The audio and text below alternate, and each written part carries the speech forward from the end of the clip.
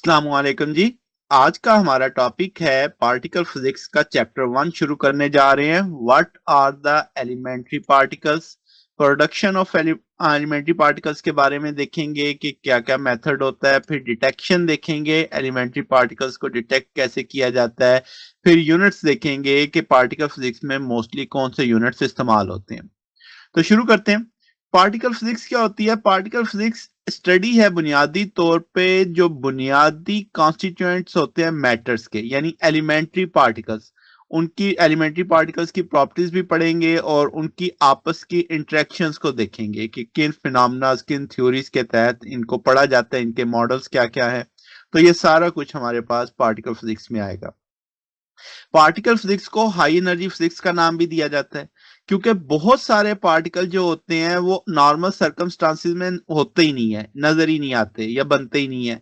तो ये सिर्फ तब क्रिएट होंगे, डिटेक्ट होंगे जब हाईली एनर्जेटिक कोलिजन्स होती हैं एक पार्टिकल की दूसरे पार्टिकल की, जैसे हम पार्टिकल एक्सेलरेटर में कोलाइड करवाते हैं। ये उसी वक्त बनते हैं और मोस्टली इनकी लाइफ बहुत शॉर्ट होती है, तो फौरन ही ये एनिलेट हो जाते हैं।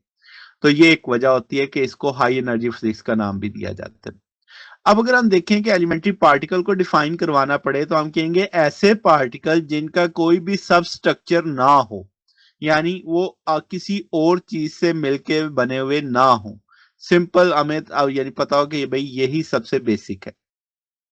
तो कोई एक्सपेरिमेंट जो रिवील करता है कि पार्टिकल का सब स्ट्रक्चर है, तो फिर इसका मतलब वो पार्टिकल हमारे लिए एलिमेंट्री पार्टिकल नहीं है। फिर दूसरा इसमें एक और पहलू भी है कि कोई भी एक्सपेरिमेंट कंक्लूसिवली हमें ये नहीं बता सकता है कि इस पार्टिकल का कोई सब स्ट्रक्चर नहीं है। हो सकता है फ्यूचर में वो एक्सपेरिमेंट रिवील हो जाए कि भाई इसका इंटरनल स्ट्रक्चर भी था। तो जो जिस पार्टिकल को हम पहले एलिमेंट्री मानते आ रहे हैं, हो सकता है बाद में उसका इंटरनल स्ट्रक्चर शो हो जाए।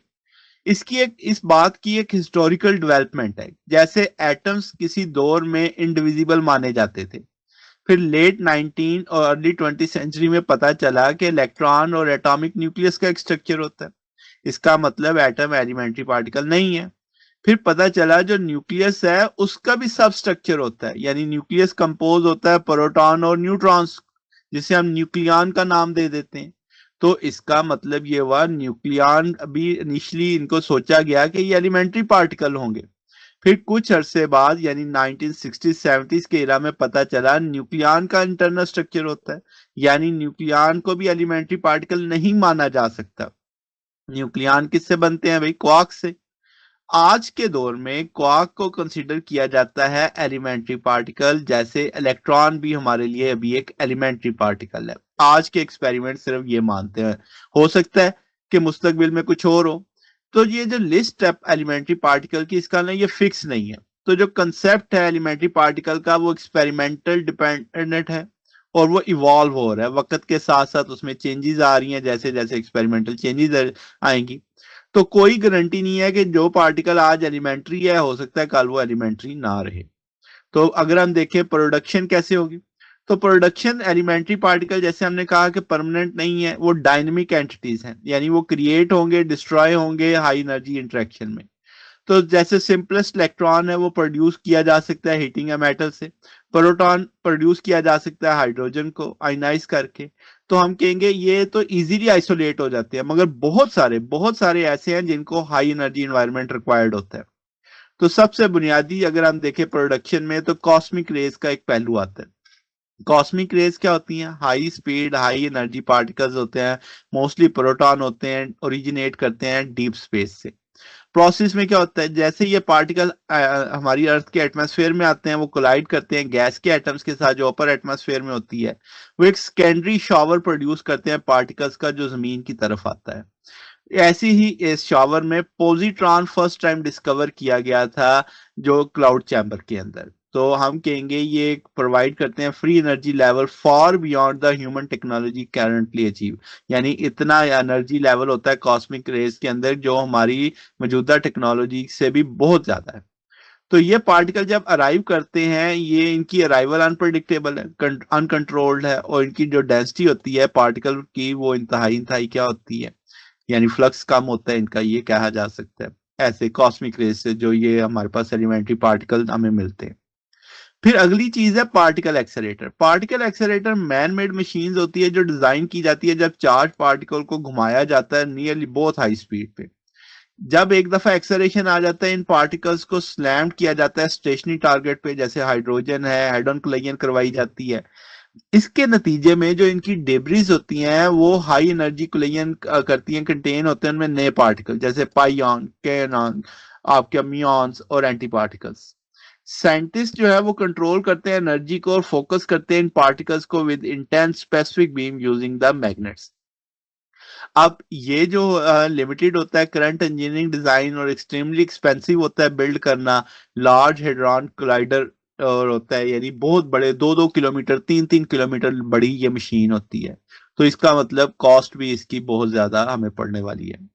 फिर अगली चीज है न्यूक्लियर रिएक्टर। न्यूक्लियर रिएक्टर में क्या होता है, पार्टिकल जनरेट होते हैं as a by product of splitting high atomic nuclei.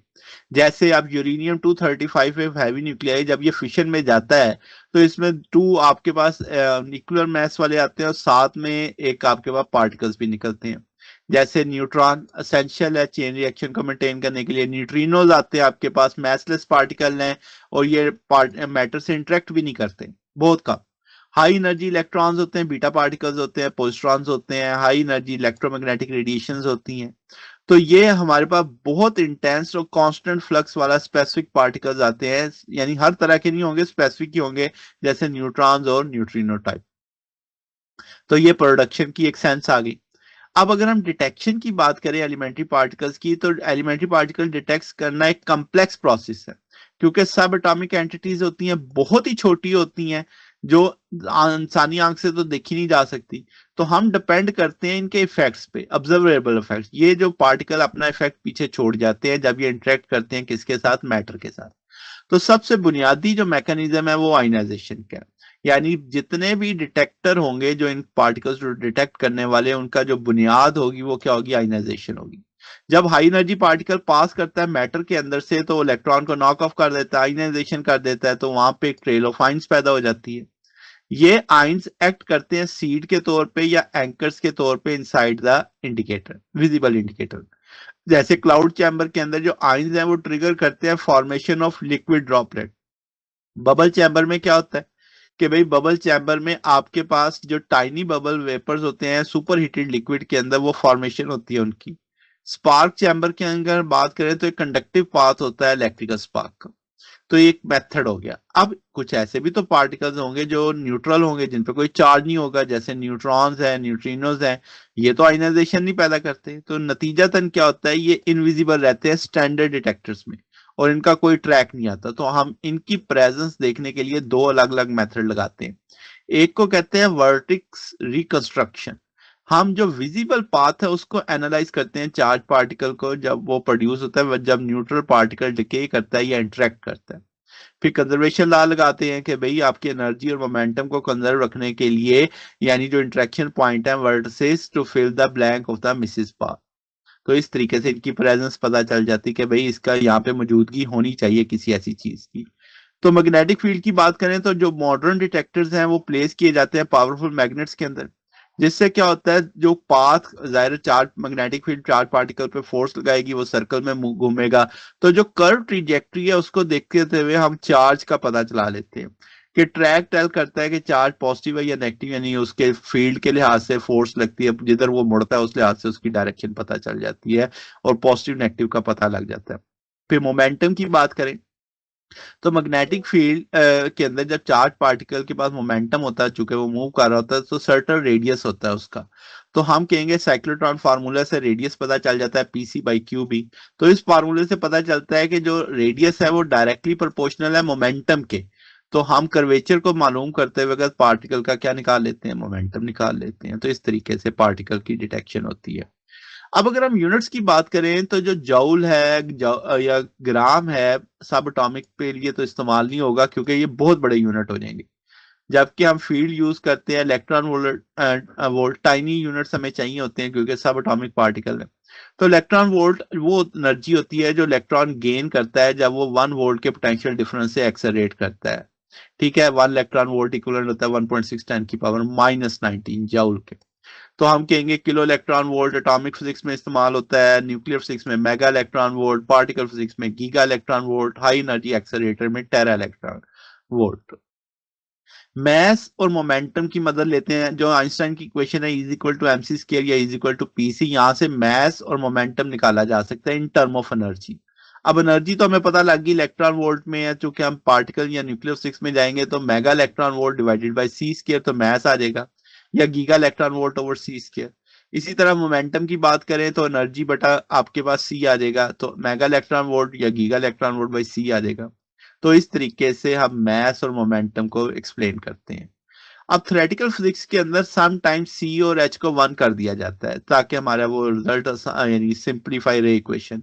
मगर यूनिट्स आपके पास इस तरीके से सबके क्या हो जाते हैं, सेम हो जाते हैं, अगर हम इसे 1 1 कंसीडर कर लें। अब टाइम इस सारी कहानी में हम सेंटीमीटर्स में लेते हैं, क्योंकि सब एटॉमिक पार्टिकल है, छोटे जगह पे ट्रेवल करेगा, तो लाइट जितना ट्रेवल करती है 1 सेंटीमीटर में, उसको हम टाइम लेते थे। अब इसमें असल मसला बनता है यूनिट।